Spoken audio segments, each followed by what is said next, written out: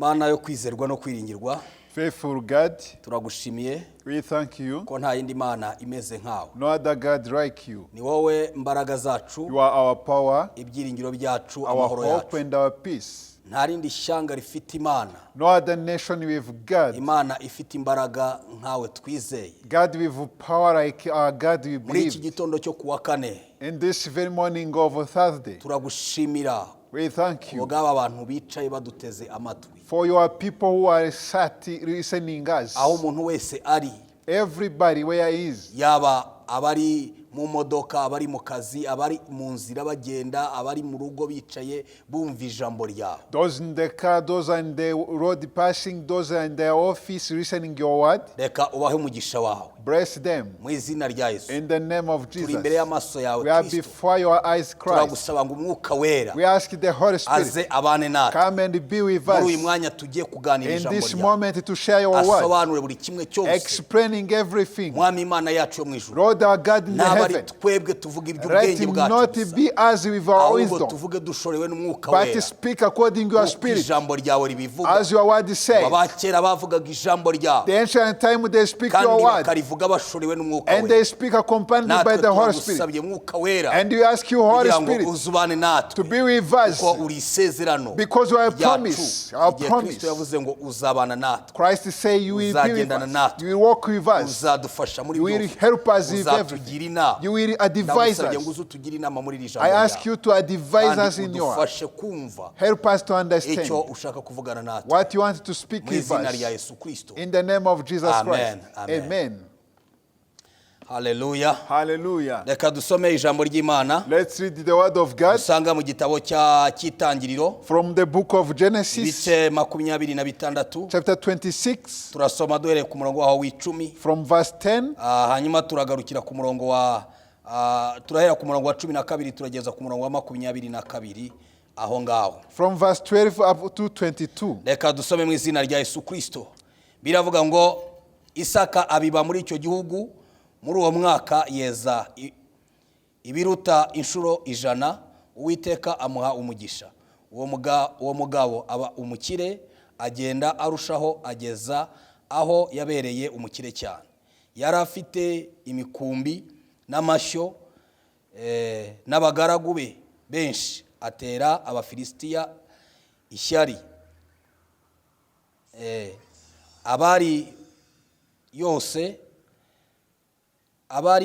Amariba yose abagaragu ba se bafukuye, Aburahamu se akiriho, Abafilisitiya bari barayasibishije ibitaka. Abimeleki abwira Isaka ati, genda utuvemo kuko uturuta cyane. Isaka avayo, abamba amahema iye mu gikombe cy'Geriyari, aturayo. Isaka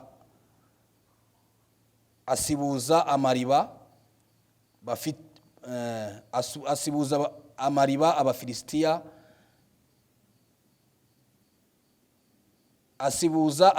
Abafilisitiya, Aburahamu se akiriho, kuko Abafilisitiya bari bayasibye. Aburahamu amaze gupfa, ayita amazina se yayise. Aburahamu na Isaka bafukura muri icyo gikombe, babonamo iriba ry'amazi adudubiza. Abashumba b'i Galiyari atonganira ayo mazi n'aba Isaka bati, na yacu. Isaka yita iryo riba Iseke, kuko bamugishije impaka. Bongera gufukura irindi riba, naryo bararitonganira, aryita Sitina. Ayo afukuza irindi riba ryo ntibaritonganira, aryita Rehoboti. Aravuga ati, noneho Uwiteka adushyize ahagutse, natwe tuzororokera muri iki gihugu. Amen. Amen. Hallelujah. Hallelujah. Turabashuhuje mwese mu izina rya Yesu Kristo. We greet you all in the name of Jesus Christ. Kandi tubahaye ikaze mu mwanya w'ijambo ry'Imana. And you welcome in the time of the word of God. Aho umuntu wese ari, wherever you are, yaba abari muri iki gihugu, those in our country, ndetse naho utuye hose ku migabane yose and where you live worldwide. Imana iguhe umugisha. May God bless you. Nkuko twabisezeranye iteka, as we agreed always, kuri uyu munsi wo kuwa kane, to this very day of Thursday, saa moya za mu gitondo, from 7 twavuze a.m. ko tuzajya tuganira ku ijambo ry'Imana. we say we shall always discuss the word of Ifite God, insanganyamatsiko ivuga ngo imbaraga z'amasengesho zihindura ibintu. having the theme say the power of prayer which changes things.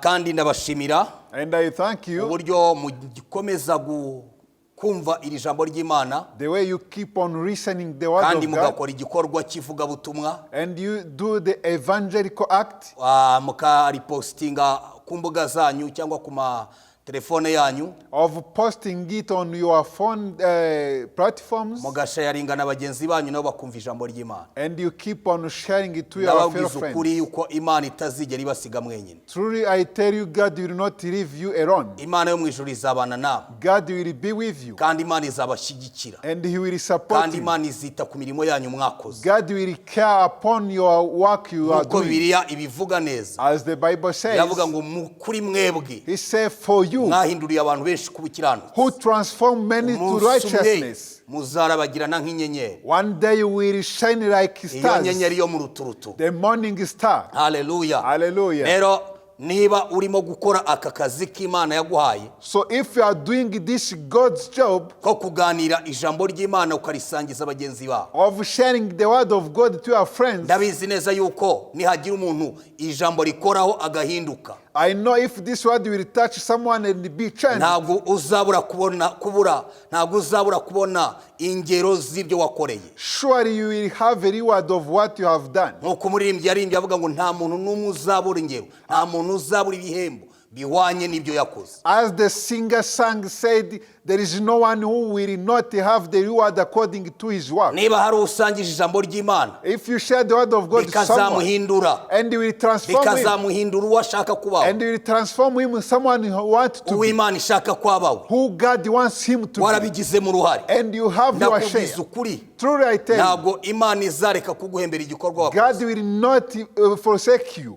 Rero imirimo yose dukora, So every work we do, dukorera Imana, doing for ntabwo God, tuzigera tubura ibihembo byayo. we shall not lose our reward. Tuzabona ibihembo twaruhiye, We shall receive what we toiled. tuzabona ibihembo twakoze, We shall receive what we have kuko Imana done. yaduhamagariye kuyikorera. Because God has called us to Kandi serve gukorera Him. Imana ntabwo biruhije, And to serve God is not nk'uko ijambo tiresome. ry'Imana rivuga. As the word of Avuga God ngo says, imitwaro itwikoreza He say the burdens He gives to ntabwo us iremereye, are not heavy. iroroshye cyane. It is so right. Haleluya. Hallelujah. Rero ndagusaba unteze amatwi, I tell you those listening, ntugatinye gukorera Imana. do not fear to Mu serve nzira God. zose Imana iguhayemo uburyo In all ways God bwo gives you. kuyikorera uyikorere. To serve Him, serve Him. Haleluya. Hallelujah. Tujye tuba abanyabwenge mu by'Imana. Let be wise in God's things. Ushobora gukora ikintu gitoya You can do small mu things bwami bw'Imana, in the kingdom of God. gusangiza abantu gusa ijambo ry'Imana. Only to share the word of God. Ushobora gufata ijambo ry'Imana muri Bibiliya ritoya, You can take a small word of God in the Bible ukarishyira kuri stati yawe and you put it on your buri status munsi. every day.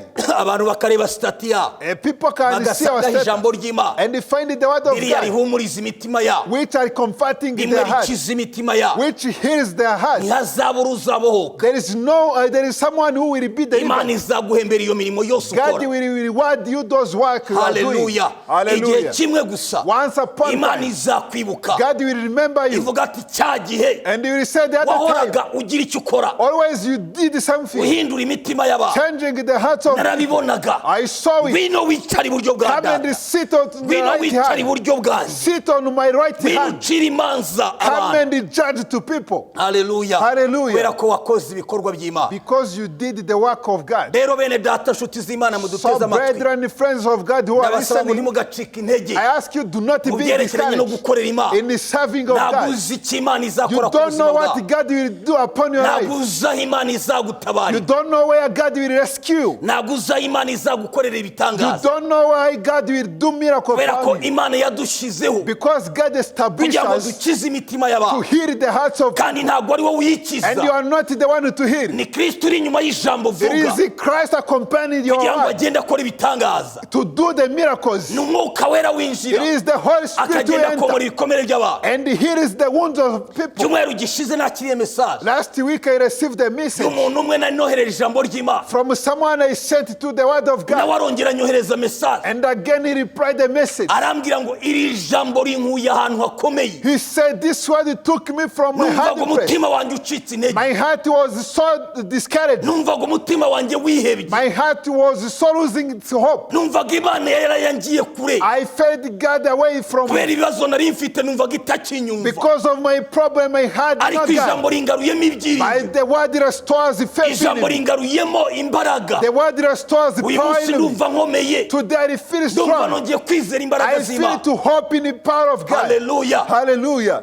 Ndabizi neza I know yuko icyo kintu muzagihemberwa that n'Imana, God will reward kubera ko you. niba hari umuntu wari wagiye kure Because if someone were yarangiza away from nkamugezaho God ijambo and ry'Imana, I share the word of umwuka wera God, akamufasha the akaryumva, Holy Spirit help yarangiza him to rikamugirira understand. umumaro. And it Igihe made kimwe, once upon a time. haleluya, Hallelujah. Imana izishima God will ivuga ati help. umuntu wanjye yarihebye, And he said, hanyuma my ijambo my ryanjye person riramutabara kandi were riramuhora. discouraged, and my word is Gukorera Imana ntabwo delivered. bikomeye, To serve God is ni not akantu hard. gatoya cyane. It is so Bwira small. mugenzi wawe ko Yesu amukunda, Tell your neighbor that Jesus loves you. bwira mugenzi wawe yuko Yesu akiza, Tell your neighbor that Jesus heals. bwira mugenzi wawe ko Yesu akora ibitangaza. Tell your neighbor that Jesus do Ibyo miracles. byonyine, Those things. wicece kure umuntu yihebye, Do not remain silent when wicece people kure are umuntu discouraged. afite ibibazo bimugoye, Do not remain silent to people with problems. mwegere, Come to them. mubwire, Tell them. mwakire neza, Receive them. muhe urukundo. Give love to them. Haleluya. Hallelujah. Umutima w'ubuhoke, Their heart will Imana be ntabwo delivered. izagukurira amaho. God will not remain you Haleluya. empty-handed. Nanone kandi nk'uko twabisezeranye, And again, as well, muri izi mbaraga in z'amasengesho this zihindura power ibintu, of prayer which changes things. muri iki cyumweru hagati In this middle tuba of turimo week, gukoresha imbaraga z'ubuhanuzi, we use the power of prophecy, twatura amagambo akomeye ku buzima bwanyu, proclaiming the great word upon your hanyuma life, tubigisha yuko namwe teaching you mugomba to, kwatuza ururimi you rwanyu, can confess with your mukavuga tongue, amagambo akomeye ku and buzima you bwanyu, confess strong words in your mukiyatura life. amagambo You akomeye, confess the great word to you. mukihanurira, You prophesy yourself, ugahanurira ubuzima bwawe. prophesy your life. Ntufate ijambo iryo ari ryo ryose Do not take every word ngo risohoke mu kanwa kawe and come out from your mouth ridafite umumaro ku buzima without bwawe, any importance upon your ridafite life, icyo rikubaka. without anything to build you. Haleluya. Hallelujah. Yesu ashimwe cyane. Praise the Lord. Ibyo twatura, Whatever we confess, ibyo tuvuga, whatever we proclaim, haleluya, Hallelujah. igihe kimwe once upon a biragenda time, bigahinduka, will come and bikaza change. bikatubereye inyungu, be a gain to us, bikatubera ingaruka z'ibyo twakira. be a good consequence. Haleluya. Hallelujah. Biravuga ngo The Bible says nako niko bisanzwe no mu gihe gisanzwe, it is usual. y'imvura y'ibicu byuzuwemo imvura, When the crowd are filled with rain, bisandaza imvura.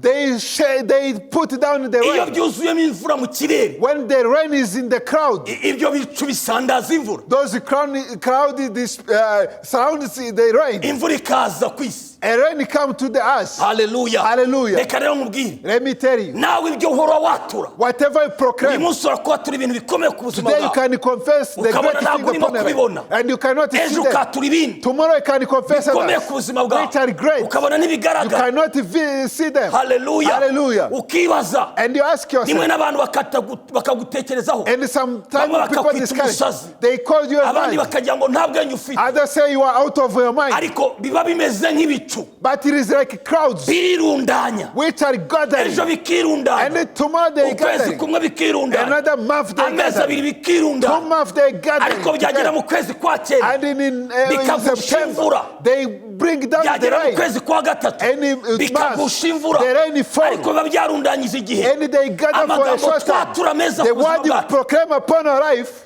afite aho yirundanya, and have somewhere they condense. igihe kimwe nikigera Once a time will come, azamera nk'uko imvura igusha nk'uko ibicu bigusha imvura. It will be like how the cloud give a Ayo rain. magambo watura azakora akazi ku buzima Those bwawe. words you're confessing, Niba ari amagambo mabi watura, if it is bad words, azirundanya. they will condense. Igihe kimwe azakugarukira. One time he will come upon you. Hallelujah. Hallelujah. Kuko ni ijambo rivuga. That is how the word Nibyo says. tubiba nibyo Whatever tuzasarura. we sow, we will Niba reap. ukoresha ururimi rwawe, If you use your tongue ukatura ibintu to bizima, confess good things, ugahanurira ubuzima to bwawe, proclaim your life, ugahanurira umubiri wawe, proclaim to your ugahanurira body, urugo rwawe, to prophesy to your ugahanurira house, akazi kawe, prophesy to your ugahanurira ejo hawe job, hazaza, prophesy to your future. ugahora ubivuga buri munsi. Always you speak it. Hallelujah. Hallelujah. Ijambo ry'Imana, The word of God, niko rivuga. it is said, Igitabo cya Zaburi, the book of Psalm, Zaburi ya mbere, one Psalm, yavuga ngo ayo magambo y'Imana, those word of duhore God, tuyasubiramo, we duhore confess always. tuyavuga, Always you speak tuyagira them. amahame hagati yacu, Be our principle. duhore tuyatura. Be our Umunsi umwe confession. gusa One day azatugarukira will nk'uko come tuyavuga. upon us. Hallelujah. Hallelujah. Ijambo duhore tulivuga, turisubiramo, turivuga. Let's always confess Ku the buzima word bwacu, upon our Imana lives. izakora God ibitangaza. will do miracles. Ndakubwiza ukuri mwene data, Truly I tell you, brethren,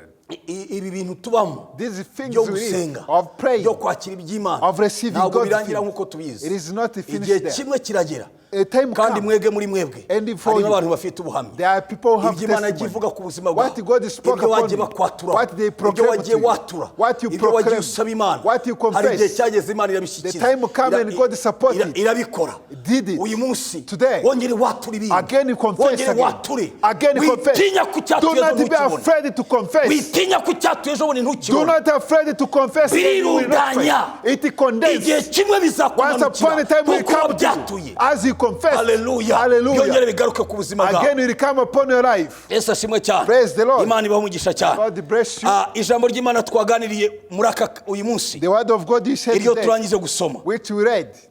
dusomye ku mugaragu w'Imana witwa Isaka. We read to the servant of God called Isaac. Hallelujah. Hallelujah. Uyu Isaka yari umuhungu wa Abrahamu. Isaac was the son of Abraham. Yesu ashimwe cyane. Praise the Lord. Ariko yari yagarutse mu gihugu cy'iwabo, But he came to his land amenya yuko hari amariba and knew there is the ya papa we wells yari yarubatse, of his father yari dug. yarafukuye He dug i Gerugari. at Gerar. Hanyuma abantu baho So the people of Gerar, bakanywa ayo kuri ayo mariba meza. they used his well. Ariko igihe cyarageze, By the time came, abashumba n'inka zabo the elders and their cattle n'abafilisitiya and the Philistines, bafata igihe cyo gusiba ayo mariba. they took the time to fill the earth to the wells. Hallelujah. Hallelujah. Amariba yose Abrahamu yari yarasize afukuye, All the wells Abraham dug, abafilisitiya barayasiba. the Philistines filled them with the earth. Hallelujah. Hallelujah. Amariba ntiyongera kugaragara. The wells did not Reka be visible. nkubwire mwene data, Let me tell you, brethren, hari amariba yawe there is your wells wari warafukuye, you dug. Imana yagufukuriye. God dug for you. Amariba y'umugisha yari ari ku The buzima well bwawe, of blessing upon your life. ariko igihe kigeze By the time you came, abafilisitiya the barayasiba. Philistines filled the earth in the well. Abafilisitiya ni abadayimoni, The Philistines are the abafilisitiya ni demons. abarozi, They are the witch. abafilisitiya ni abagome, They are the evil people. abafilisitiya ni abagambanyi, They are the traitors. abafilisitiya ni abanyeshyari. They are the jealous. Baraze basiba amariba wari They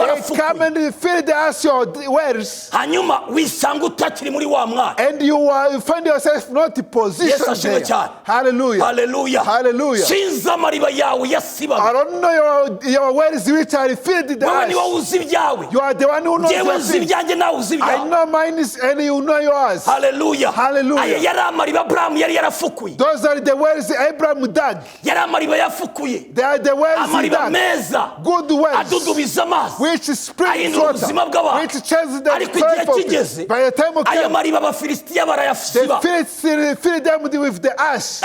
amazi arabura. Water is scarce. Hallelujah. Hallelujah. Amazi ni umugisha wawe, Water is your blessing. iryo riba ni umugisha wawe. That well is your Hari igihe blessing. Imana igufukura iriba, Sometimes God dug a iriba well for you, ukazajya urikura umugisha wawe, and you find your blessing utunga there, ubuzima bwawe. which you live Wenda ni upon. iriba ry'urugo rwawe, Maybe it is the Wenda well of ni your iriba house. ry'iwawe. It is the well of your wenda ni iriba house. ry'akazi kawe, Well of your job. wenda ni iriba ry'amashuri wari warafukuye, The well of your studies. ubona uburyo wiga bitagoye, You run without wenda ni iriba difficulty. ry'itorero ryari rimerewe neza. Maybe it is the well of the church. Sinzi iriba iryo ari ryo ryose, I don't know buri each muntu well. wese amazi ye Every person have his yari well. yarafukuwe ari meza. He dug a good well. Bishobora kuba atari iriba rimwe, Maybe it is not ari one amariba abiri well. atatane Or are 2 or 3 wells. yakuzaniraga umugisha mu buzima bwawe. Which brought a Ariko uyu blessing munsi ayo upon mariba us. yarasibye. But today they are filled with us. Hallelujah. Hallelujah. Ariko muri izi mbaraga By this z'amasengesho power of prayer, zimwe zihindura ibintu, which changes the tugiye things, gusengera ayo we are mariba going to pray for the yongera wells. agaruke yongera abeho And they come mu again. izina rya Yesu In the Kristo. name of Jesus Christ. Sinzi amariba yawe I yasibye, don't know your well which are filled sinzi with ibyawe us. byatakaye, I don't know your things which are ariko lost. Imana iri kumwe nawe. But God is with Mu you. mbaraga In the z'amasengesho power of nta prayer, kintu kidashoboka. nothing is Mu impossible. mbaraga In the power z'amasengesho of prayers, ibyasibye what you birasubuka, feel the answer ibyo will be filled. abafilisitiya batwaye What you feel stand barabigarura they brought mu them izina rya Yesu in the Kristo. name of Jesus Christ. Hallelujah. Hallelujah. Reka nkubwire inshuti Let me z'Imana, tell you the friends of God.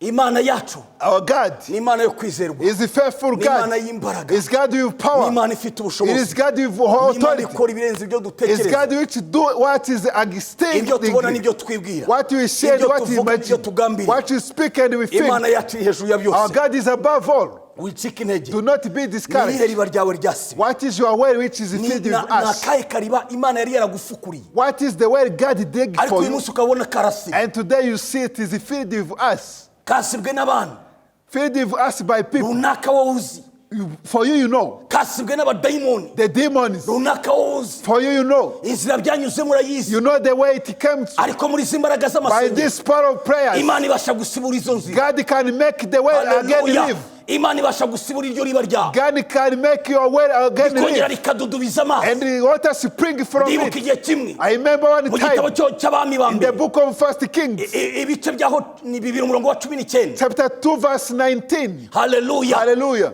Igihe kimwe Elisa Once upon a time, Elisha baragenda went agera ahantu to some place, asanga bafite ikibazo find the problem, cy'amazi yabo the yashariraga problem of ndetse water, n'imyaka yabo yararumbaga. and their crops were not Hallelujah. yielding. Bafite Hallelujah. ibibazo, They have problem. amariba yabo batakiyavomaho They did not fetch water from kubera the ko wells yarashariraga. because the water was so salt. Elisa ahageze When Elisha came, ararana nabo, he spent time with bigera mu them gitondo in the morning. bamenya neza ko bari kumwe n'umuhanuzi They know w'Imana, that they're with bamenya ko prophets. bari kumwe n'umukozi There is w'Imana. a servant of God among Hallelujah. them. Hallelujah. Barangije baramubwira, And they told him, baramwaturira, they confess. baravuga ngo databuja, They say, Master, nureba uburyo tumeze, do not see nureba us. uburyo dusa Do neza, not see how we nureba are uburyo tugaragara flourished, inyuma. how we are visible. Abanyarwanda dufite ubwenge, God is you have tuzi wisdom. kwiyoberanya imbere We y'abantu, have to tukagira pretend. isura itandukanye We n'ibyo dufite mu pretend mitima, according how we are looking. tukambara neza. We cross well. Hallelujah. Hallelujah. Tukambara neza, We cross well. ariko mu mutima But inside usibana. us, there is quarrels. Hallelujah, hallelujah. Hallelujah. Yesu ashimwe cyane. Praise the Lord. Yesu ashimwe cyane. Praise the Lord. Arangije baramubwira ngo nturebe uko dusa, And say, do not take care ariko how amazi we look. yacu But our water, arasharira, are sour. ntabwo tukiyavoma, We cannot iriba touch ryacu them. ntabwo We tukirikoresha. cannot use our Imana well. yari yaduhaye iriba, God gave us a twese well. twarihuriraga, All of us, we reached twese there. twavomaga, All of us, we ariko fetched uyu from munsi here. tukihavoma But today we are kubera not ko amazi fetching. yaharasharira. Because the water is Twari sour. dufite ahantu duhinga, We have our field. imirima yacu yarera, Our field have ariko uyu crops. munsi irarumba. But today they cannot even yield. Hallelujah. Kubera ko bari bazi ko bari kumwe n'umukozi w'Imana. Because they knew they are with servant of God. Hallelujah. Arangije arahanura, But he prophesied. araga ngo nimunzanire imperezo nshya. He said, bring for me a jar. Barayimuzanira, They bring it. ashyiramo umunyu, He put the aragenda salt. ajya ku isoko, He went to the aho source amazi yaturukaga yinjira mu where water came. amisha umunyu. And he used his Biravuga ngo salt. amazi arahumanuka, The Bible says na the bugingo water n'ubu sourness nk'uko goes. Elisa yabivuze. And until now, as Elisha said, Hallelujah. Hallelujah. Hallelujah. Hallelujah. Ko yaravuze ngo aya mazi ntabwo azongera gusharira, he said there is no sourness, never n'iyi sourness mirima again. ntizongera kurumba. Even this field will yield. Hallelujah. Hallelujah. Biravuga ngo byarahumanutse. The Bible says Na bugingo immediately, n'ubu. until Ndashaka now, kukubwira mwene data, I want to tell you, wari brother, ufite iriba you ryawe, have your way. uyu munsi ryarasibye, But today is the field with us. n'Imana yari It yararigufukuye, is God who dug it. ariko uyu munsi But today, ntabwo you ukirivomaho, are no longer fetching from it. byarapfuye, It is dead. byarangiritse. It is damaged. Mu nzira wowe utazi uko It is the way you byagenze, don't know. abafilisitiya The Philistine came barirundamo and they ibitaka filled with the acid. bararisiba They filled uyu with munsi acid. uri mu marira But today we uyu are munsi uri crying. mu bibazo You are in the kandi wari problem. ufite But you iribuvomo had your way. rero ndakubwira muri I aka tell you in this mu mbaraga moment, in the z'amasengesho power of zimwe prayers, zihindura ibintu which changes the ndategeka muri things. aka I command you ndanura right ubuzima now. I bwawe prophesy. iryo riba ryawe Your way which is iryo riba ryawe your way which is uyu munsi filled with witeka us. Today the Lord akugenderere may come to you arisibure and make it izina rya away. Yesu In the Kristo name of Jesus, atura proclaim, vuga ngo njyewe runaka confess my iriba name. ryanjye ryasibye My way which uyu is munsi filled with us. rirasibuka Today we mu come izina out rya Yesu in the name Kristo of Jesus mu Christ. butware no mu mbaraga In the no mu authority and the bushobozi power bwose and the might. imana ntakinanira Nothing impossible to God. sinzi niba unyumva I don't know if you're nta kintu understanding. kinanira imana Nothing impossible to God. imbaraga zose bakoresha Every part they use basiba amariba yawe to make it filled with the us. igihe kirageze The time is ngo coming imana yongere yasibure for God to make them alive. haleluya Hallelujah. bariya abanyamudugudu Those people in the village, barongeye banywa amazi meza again they drank good barongera water. imirima yabo irongera irera They are filled again yield haleluya crops.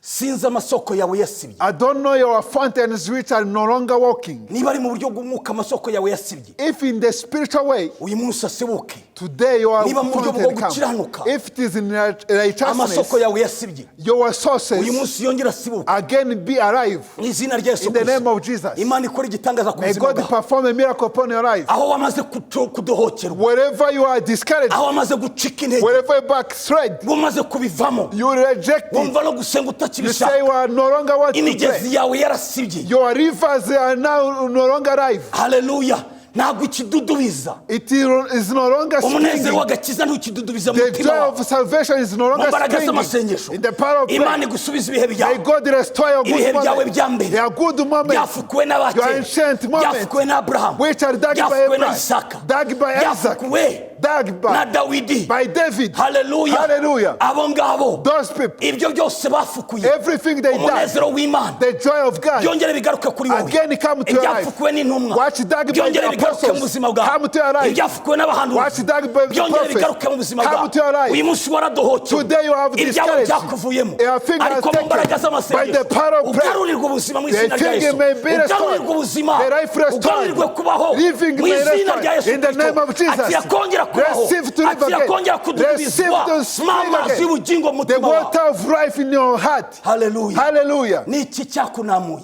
What takes you niye to be migezi there? yawe yasibye What is your wells which are no n'ayahe longer working? mazi yawe atakiri meza What is your water which are showering yamaze now? kwangirika Which are damaged ariko mu mbaraga z'ubuhanuzi by the power of prophets. elisa nta kindi kintu yakoze Nothing else is we saying. yamenye gusibanga He knew the aravuga ngo secret. ikibazo ntabwo ari amazi He said the problem is not water. ikibazo ntabwo ari amazi ari mu iriba The problem is not water in the well. oya No. ahubwo ikibazo ni isoko But the problem is a fountain. isoko y'aho amazi The aturuka fountain where the water comes from. isoko y'amazi ahantu aturuka The fountain where water comes from. yinjira mu iriba Entering in aho the ngaho well. niho hari ikibazo That is where the problem haleluya is. ntabwo Hallelujah. yigeze yita ku mazi He ashariye didn't care on the ahubwo sourness of yitaye water. aho amazi aturuka He care on where water coming from. haleluya Hallelujah. uyu munsi Today, imana yongere yite ku isoko yawe may God take care of your source of aho isoko yawe yasibye yangirikiye where your fountain is no longer working. imana yongere ikwiteho muri aka May kanya God take care mu of izina you. rya Yesu In Kristo the name of Jesus. mu mbaraga In the z'amasengesho power of prayers, ibintu birahinduka things change. imana itugarurira ibihe byacu bya May kera God restore our ancient time. mu izina rya Yesu In the Kristo name of Jesus. imana ikugarura ibihe byawe bya May kera God restore us your warasenga ancient gukuzura time. umwuka wera You prayed and filled your warasenga hospital. ugahanura You pray and warasengaga prophesy. ukanezerwa You pray and uyu feel joy. munsi iyo soko yarazibye Today that fountain is no imana longer yongere working. igufukurire iryo riba May ryawe God again dug your way. haleluya Hallelujah. wakundaga gusenga You loved to pray. wakundaga kuba imbere You y'Imana like to be in the presence wakundaga of gusoma God. ijambo You like ry'Imana to read the word of God. iyo soko yawe yarazibye That fountain no longer iryo riba working. ryawe ryarazibye That well is no longer abafilisitiya working. bararisibye The Philistine feels the abafilisitiya us. bararisibye The Philistine feels abadayimoni the us. bararisibye The demon feels ariko the us. ndasenga muri aka But I kanya pray this iryo riba moment. ryongere That rifukurwe well again iyo live. soko yongere That idudubize mu mutima fountain wawe again spring in wongere your heart. wake Again be ibihe shine. tunyuzemo iminsi This time we spend. ibihe tunyuzemo igihe This season is ibyo spent. tumazemo iminsi What is we spend the amount of time? haleluya Hallelujah. byakamuye imitima y'abantu They squeeze people. byakamuye amasoko They y'abantu squeeze the fountain of byatumye people. amasoko y'abantu They asiba squeeze the ntabwo fountain of mugikunda people. imana You are no longer ntabwo loving God. dutegera imana You are no longer ntabwo coming to tumva God. imana You are no kwinesheje longer standing God. amasoko yacu yarazibye Our fountain are filled ariko with muri aka us kanya by right mu mbaraga now. In z'amasengesho the power of prayers, byongere bigaruke let's ubuzima things change. Hallelujah. Hallelujah. Biravuga ngo ibuka aho The wavuye Bible says, remember where you come and uyu fall. munsi wongere wihane Today come again, uyu munsi repent. wongere usubire ku isoko yawe Today come back to the fountain. ibuka aho wavuye Remember where you came from. ibuka ibihe byiza wanaga Remember a n'Imana. good moment you live with God. Hallelujah. uyu Hallelujah. munsi satani yarakwegereye Today the devil came to you akwereka yuko bitakiri ibyawe. so that it is not yours. Hallelujah. Hallelujah. umwanya w'Imana In the time of God, wawusimbuje ibindi bintu you replace with iyo other ayo things. masoko yazibye Those fountains which uyu are munsi feed niyo tuza us. gusenyera Today we are going to kugira ngo pray for yongere them. asibuke Again to ayo read. mariba abafilisitiya basize Those wells. yongere asibuke yongere Again, live mu again. izina rya Yesu In the name of Jesus Kristo Imana Christ. ikugire neza May God do good kandi Imana to iguhe you. umugisha. And God bless you. Hallelujah. Hallelujah. turaganira ijambo ry'Imana uyu munsi. We share the word of God today. Hallelujah. Hallelujah. sinzi ibyawe byasibye I don't know your things which are filled with the sinzi ash. ibyawe byasibye. I don't know your things which are filled with the ash. Hallelujah. Hallelujah. Yesu ashimwe cyane. Praise the Lord. Yesu ashimwe cyane. Praise the Lord. Hallelujah. Hallelujah. hari umuntu umwe twaganiriye mu minsi ishize Someone we make a conversation. arambwira ngo He said, ngo pastor ngo sinkija gusenga say, Pastor, I'm no longer come to pray. ibihe bya corona bije When the moment of COVID came, bavuze ngo abantu bave mu rugo when they say people come out from the houses, ariko bataraba gufungura urusengero by not yet opening the church, twatangiye gukorana no ku cyumweru we started to. ubu And by today, uba insengero zarafungwa ariko umuntu akazi kararyoshye ntabwo umuntu yumva yareka akazi. the churches are now open, but Ibi you mbabwira cannot ni ukuri leave niko the work. byagenze. This is a true story. arambwira ati rwose akazi ko ku cyumweru numva ntakareka kabisa kararyoshye. He said to me, now I cannot stop on working on Sunday. Yesu ashimwe cyane. Praise the Lord. yari afite isoko idudubiza He had a fountain which yakoraga springs imirimo water. y'Imana mu nzu y'Imana He served ariko uyu God. munsi isi yaramuryoheye. But today the word is so joy. abafilisitiya baraze basiba ya masoko yiwe The Philistine come and filled his yo well gukunda with Imana no dust. kwita ku Mana. To love God and to care of uyu God. munsi yumva aryohewe n'isi. Today is enjoying iyo the yagiye word. akinjiza amafaranga yumva ibyo birahagije. When he earn money, say everything is finished. Yesu wacu ashimwe cyane. Praise our Lord. wowe amasoko yawe yasibye ni ayahe? For you, what are your wells which are now filled with amariba us? yawe yasibye ni ayahe? What are your wells right now which are filled uwiteka with yongera us? afukura ayo mariba yawe. May the Lord again uwiteka dig yongera your wells. gufukurira iryo riba ryawe May ryapfuye. the Lord again dig buri your muntu wells. wese yiyiziho umutima wuzibye Every person knows what is inside his heart. nk'uko biri bivuga As the ngo Bible buri says, mutima w'umuntu umenya wawo umubabaro. every person's heart knows its sorrow. Yesu wacu ashimwe cyane. Praise be to our God. Imana yongera ifukura amariba yacu May yasibye. God again dig our byaba ibyo mu wells buryo bw'umwuka in the spirit. Imana yongera May ibifukure. God dig it. byaba ibyo mu buryo bw'umubiri In the flesh, Imana yongera ifukura ayo may mariba. God dig those kuko wells. muri iki gihe Because in hari this moment, amabizinesi y'abantu there are many businesses yapfuye. which are hari dead. amabizinesi y'abantu There are many atagikora people's business who are no longer working bitewe n'ibihe tunyuzemo. because of the season we spent. Haleluya. inyuma ahangaha They are where I come from. bitakigenda neza. Things are not working. amariba yarasibye The wells are not ariko now dufite working. Imana But you have God ishobora kongera kugufukurira irindi riba. who can again dig a well Yesu wacu to you. ashimwe cyane. Praise to our ndibuka igihe Jesus. kimwe I remember one umugaragu time, w'Imana Eliya, the servant of God Elijah. Yesu ashimwe, Amen. hari akagezi Imana yari yaramuhaye, There is a brook God gave him. akagezi k'Ikreti, The brook of Christ. ahantu heza. A good place. Imana igenda imutuza kuri ako kagezi, God make him to ikajya live imugaburira there. ku manywa na nijoro, Give food of morning and ikohereza night. ibikona bikamusanga aho ngaho, Sent ravens give him bikamuzanira ibyo food. kurya, Brought food to him. bikamuzanira inyama, Brought buri meat to kimwe him. cyose yifuzaga. Everything he needs. Ibikona byarahamusangaga, Those ravens come to him. bikamuzanira buri ku manywa na nimugoroba, They bring a morning akarya and night. akamererwa nabi. Eat and become full. Atuye ku kagezi, Living to the brook. Imana ihamusanga, God came to ikahamuhera him. buri kimwe cyose. Give him everything. Haleluya. Hallelujah. Yesu wacu nashimwe Praise cyane. be to our Lord Jesus. Yesu wacu nashimwe Praise cyane. be to our Lord Ariko Jesus. igihe cyarageze, By the time we came, ako kagezi karakama. The brook dried out. Haleluya. Hallelujah. Kamaze gukama, After the dried Imana out, iramujyana, God took him, imujyana ku mupfakazi, took him to the widow, atangira kumugaburira, started to feed abari him. umutunga. He provided to Reka him. mubwire, Let me tell you, birashoboka yuko maybe muri ibi bihe in tunyuzemo this season, akagezi kawe kakamye. your brook has dried out. Birashoboka ko Abafilisitiya Maybe the iryo Philistines, riba ryawe barisibye, they were feeding ariko Imana us. yongera igufukurira But irindi, God again dug a new well. kuko Imana irabishoboye. Because God is Nta able. kinanira Imana. Nothing is impossible to Imana him. irashoboye, God is able. ishoboye byose. Able of everything. Imana ishoboye byose. God is able to everything. Imana ibamugisha. May God bless you. Sinzi uko utekereza, I don't know how you are thinking. sinzi iriba ryawe I ryasi. don't know your way which is filled with Iyi Imana us. yatunze Eliya, This God who make Elijah ikamutungira ku live, kagezi, provide him to the kamaze brook. gusiba yamuhaye iyindi nzira. After it dried out, God Ndashaka gave him another kukubwira way. ngo I want to tell you. ntubabazwe n'inzira zasibye. Do not be harmed by the ways which are not in n'ibyo ubona bitakigenda nk'uko byagombaga kugenda. What are went wrong? ahubwo wite But take care on ku cy'Imana igiye gukora gishya. what God is going to do, which Biblia is ni new. kwivuga. The Bible says. Hallelujah. Hallelujah. ni kwivuga Bibiliya. That's how the Bible mu says. gitabo cya Yeremiya. The book of Jeremiah, chapter 11, umurongo wa 29. verse 29.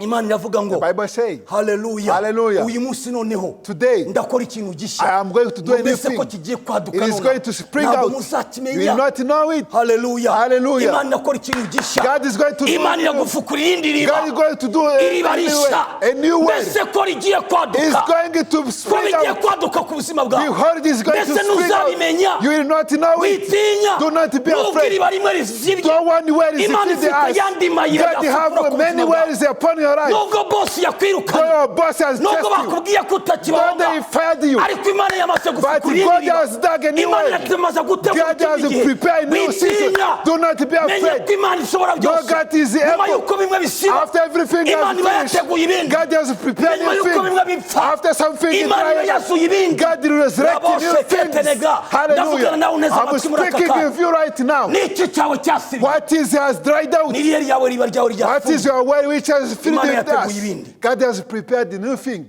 Hallelujah. Hallelujah. Elisa ku kagezi Elisha on the brook k'Ikrete of Keret. kamaze gusiba. After it is Kamaze spring, gukama. after it dried out, Imana yahise imufukurira irindi. God dug a new one. Hallelujah.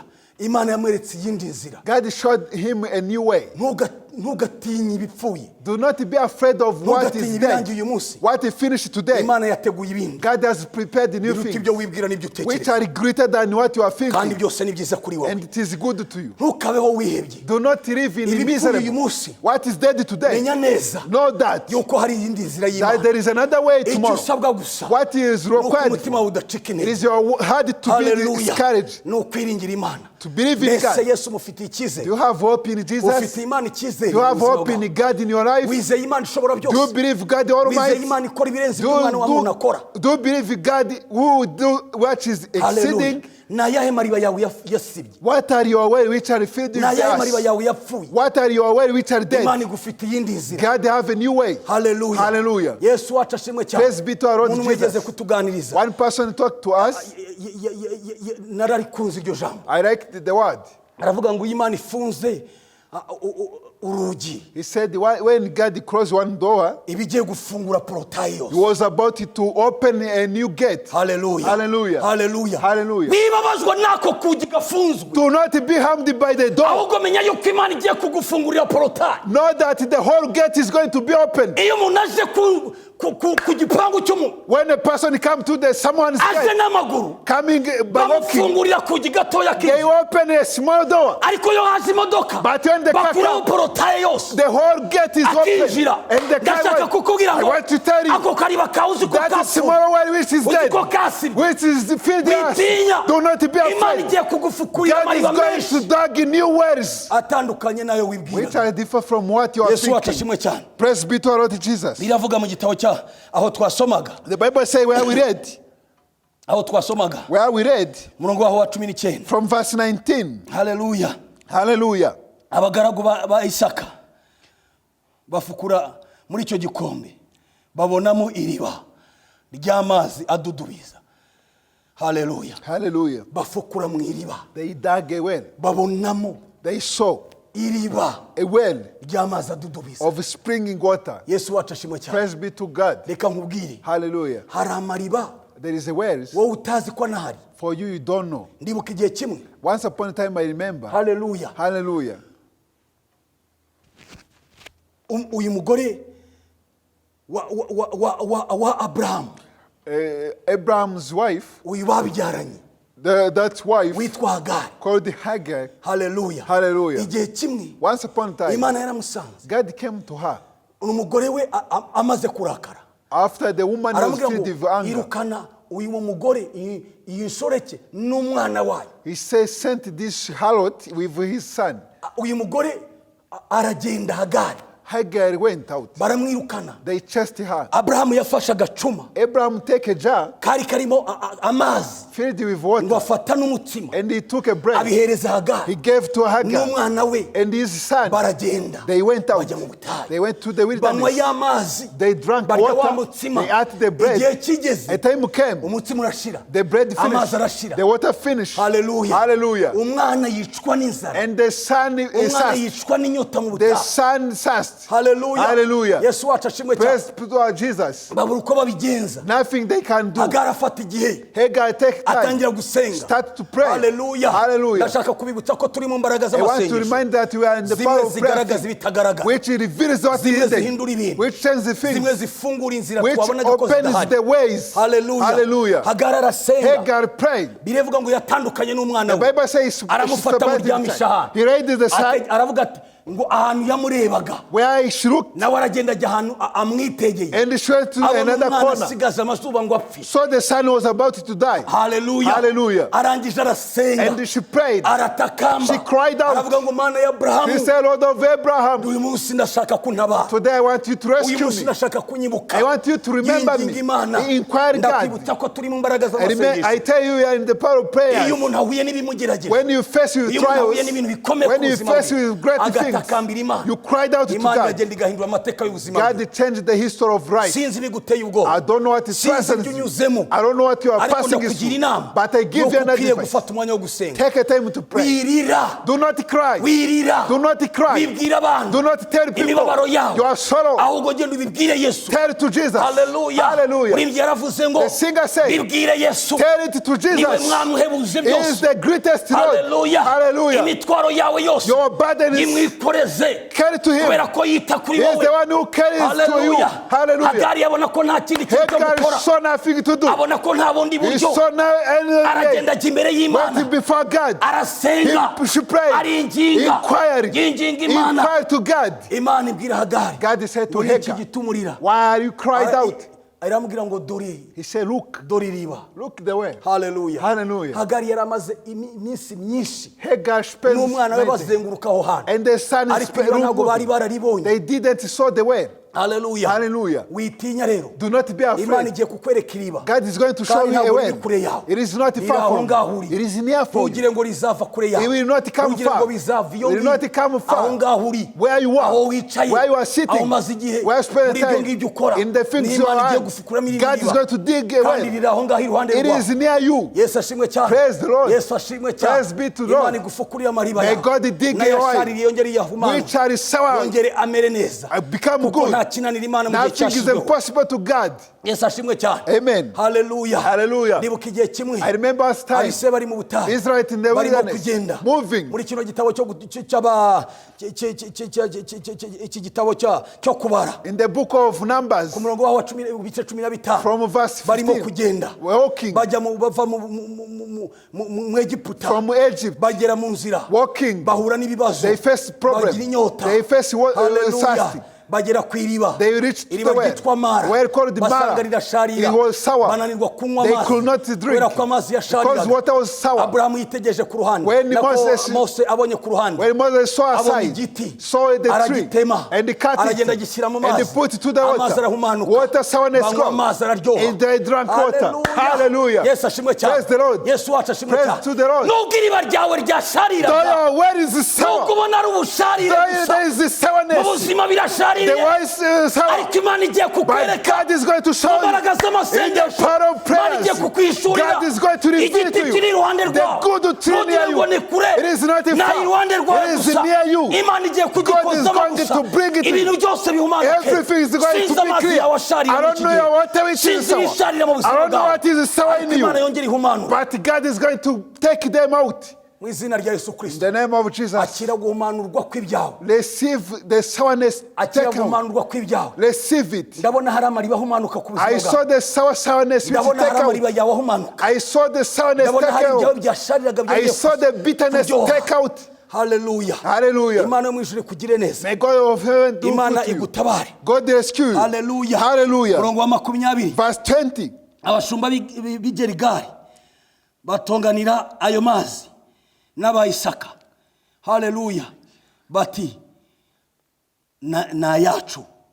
Hallelujah. Hallelujah. Sinzi abarimo gutonganira ibyabo. I don't know those who are querying your things. Barahari batonganira ibyabo. They are querying to your things. Ni ibyawe urabizi. You know. Ariko bifite ababirwanira. But there is quarrels among bifite people. ababitonganira. There are people who are querying upon your things. Hallelujah. Hallelujah. Barashaka kukwangiriza. They want to destroy them. They hate us quarrels to water. They say it is ours. Hallelujah. Hallelujah. Yesu wacu ashimwe cyane. Praise the Lord.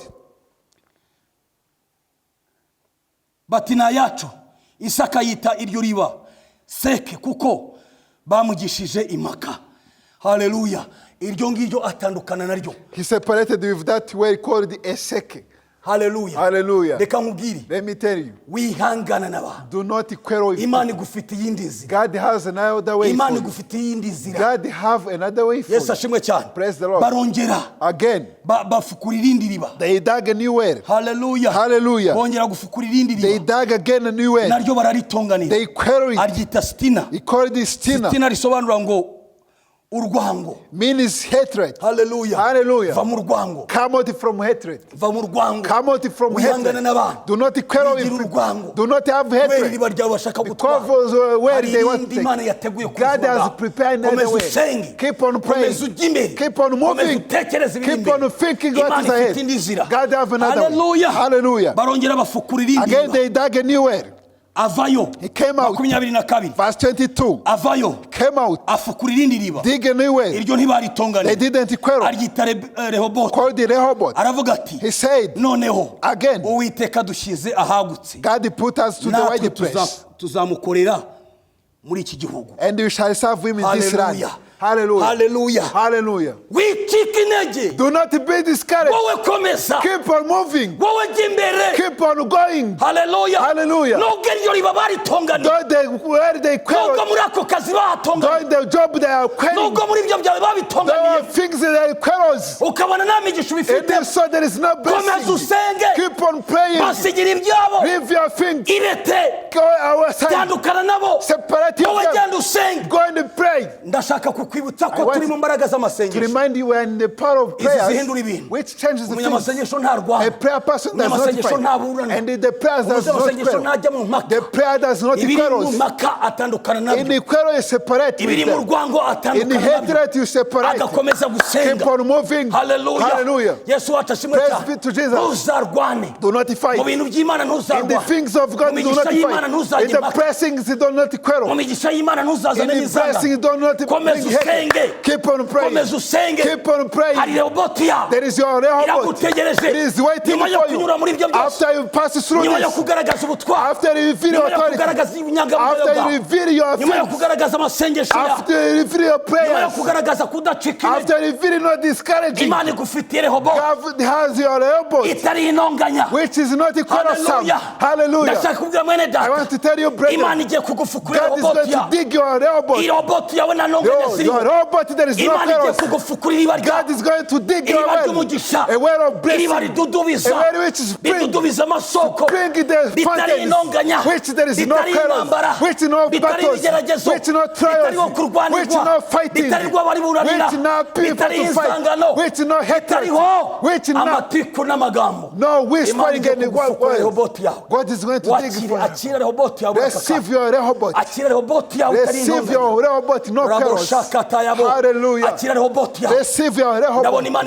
I saw God give you Rehoboth through different quarrels. People are quarreling your Rehoboth. People quarreling your blessings. Take them. I prophesy to you. Receive your Rehoboth. Receive your blessing without the quarrels. No place to fight. In the name of Jesus. May God bless you and do good to you. Hallelujah. Hallelujah. Hallelujah. Hallelujah. Receive. A new thing upon your life. In the name of Jesus Christ. Hallelujah. Hallelujah. You went through quarrels, through trials, through great things. Hallelujah. Hallelujah. komeza gusenga. Keep on praying. Komeza gusenga. Keep on praying. Imbere ahead hari Rehoboth. there is Rehoboth. Iriba ritari intonganya. A well without quarrels. A breast well. Hallelujah. Hallelujah. Iriba ry'uwambaje. A well of the prayers people. Hallelujah. Hallelujah. Hallelujah. Hallelujah. Hallelujah. Hallelujah. Hallelujah. Hallelujah. Iriba ry'usenga. A well of personal praise. It is a way of someone who prays, someone who inquires God. Do not be afraid. Keep on inquiring God. Keep on moving. Keep on praying. Ahead it is good. Though you pass through hardship, though you fight something, ahead you are good. There is something clear. It is clear. There is Rehoboth. It is good. In the name of Jesus Christ. Receive a blessing from God. Receive peace of God. All the way filled. The sourness. May God take them out. Our blessing is near you. Do not seek away. It is near you. Keep on praying. God is going to reveal it to you. Hallelujah. Hallelujah. This woman, Abraham's woman. Hallelujah. Hallelujah. This harlot called Hagar. She took a decision. She went out from sorrows. She went out from quarrels. She went out from his son without his friends of the sorrows because he saw his son about to die. Separate which strengthens you. Go aside and pray. After she prayed, coming to seek God, she saw near her there is a way filled the water. Hallelujah. Hallelujah. After Moses come on, after he take out his son from they are thirsty. They drank. After they drank, the Bible said they saw 7 wells. Even they saw the trees, 15 trees. All there. Water before they didn't see other way. It was around, but not seeing them. After God take out his son, everything clear. Let me tell you, God is going to give you a hope. And everything you don't feel, they are going to be revealed. Whatever you are going to see them. Because God is going to touch your eyes. Be taken. Paul says, I wish God to touch your eyes. And you see clearly. Hallelujah. May God touch your eyes. You can see the wells around you. There are many wells. You are done to see them. May God reveal it in this power of prayer. Thank you, Lord Jesus Christ. I thank you for Rehoboth you dug for your children. All the quarrels in their life, fighting to their things. I thank you, dug in your Rehoboth. Without the quarrels, receive your glory. Bless your child who is listening. Every person listening. In the word of in the name of Jesus. Everything dead, whatever rules, today bring them to me and reveal it. They are before you. You are done to reveal. You are done to touch it. You are done to clear it and to give him life. In the name of Jesus, let your power and your wonders start working. In the name of Jesus Christ. Amen. Amen. Hallelujah. Hallelujah. May God bless you and take care of you. I know all of you are following the word of God and listening what God is speaking. In this moment, may God do miracles upon you. I ask you, follow the word of God. Love the word of God. That is what will save us. Hallelujah. Abo bari kumwe mu bwato barimo kuva ahantu hamwe bajya Italiano. That is how Paul said to the people in the ship. He said the Lord come to me tonight. If people will not remain in the ship, they cannot survive. If we receive the Christ as our Lord and Savior, we must remain in the ship of Christ. If we go out to fight, the life will become bitter. If we remain in the ship, if we remain in the life of Christ, everything will be peaceful. I thank you. May God bless you and take care of you. In the name of Jesus. Keep on sharing the word of God to our fellow friends. twongeye duhure none kandi ku cyumweru And let's meet on tuganira Sunday, ijambo ry'Imana sharing the word of mu God. izina rya Yesu In the Kristo. name of Jesus. Amen. Mugira Amen. amahoro ya Yesu. Have peace of Jesus. Amen. Amen. Amen.